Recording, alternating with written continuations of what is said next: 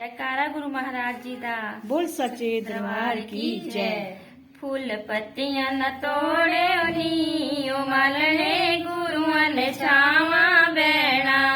फूल पत्तियां न तोड़े नी ओ मालने गुरुआं ने छावा बैणा। मेरे गुरुआं ने छावा बैणा, सतगुरुआं ने छावा बैणा। मेरे गुरुआं ने छावा बैणा, सतगुरुआं ने छावा बैणा। फूल पत्तियां न तोड़े नी ओ मालने गुरुआं ने छावा बैणा।